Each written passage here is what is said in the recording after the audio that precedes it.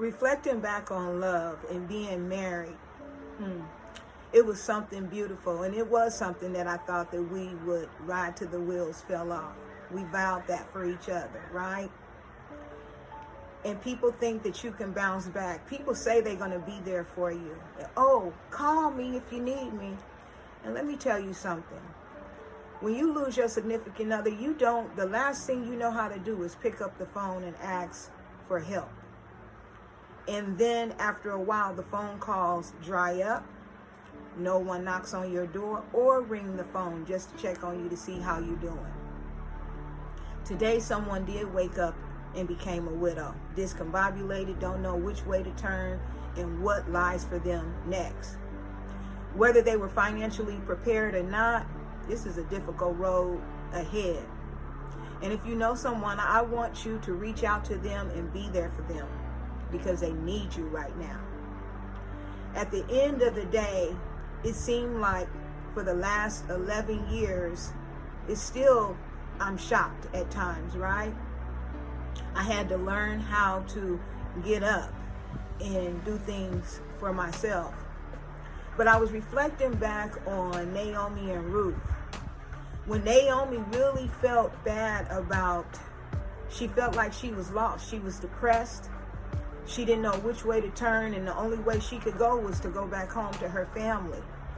She felt like she was going home empty-handed. She didn't know why her, and why did she have to experience this great tragedy? She lost her husband and she lost her children. But let me tell you something, how God knows what to do when he sends someone to fill in the gap. That girl Ruth, even though Mother Naomi told them girls to go back home to their people because she had nothing else for them, that girl Ruth hung in there like a soldier because she knew her position. She didn't know the significance of her position, but she knew that she couldn't leave this woman by herself. She couldn't let this woman go home empty-handed. So she said, Mama, wherever you go, I'm going. Wherever you riding, hey, I'm your ride or die right now. And I applaud her because it reminded me of me and my daughter.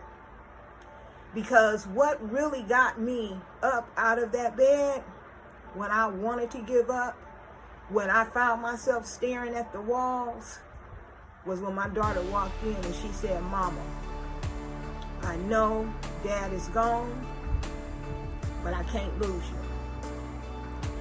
And I don't know what she saw in me at that time, but whatever it was, I am so glad that it was the jolt that I needed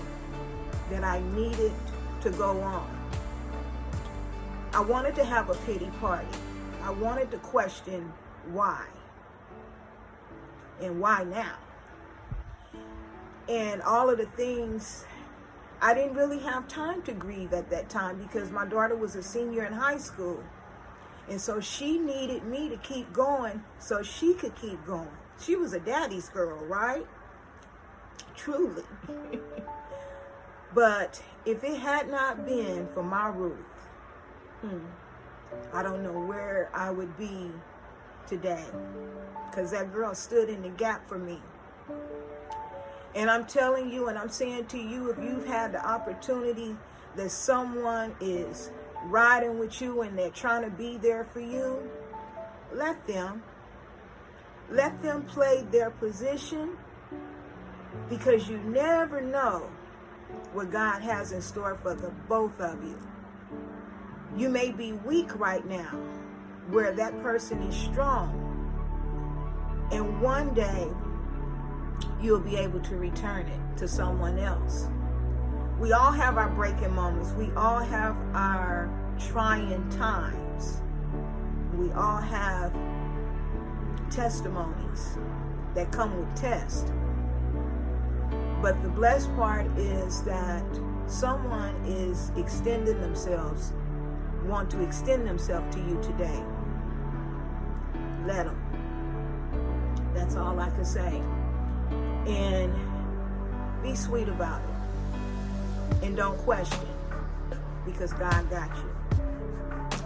This your girl Charlie, and this was some tea for your cup this morning.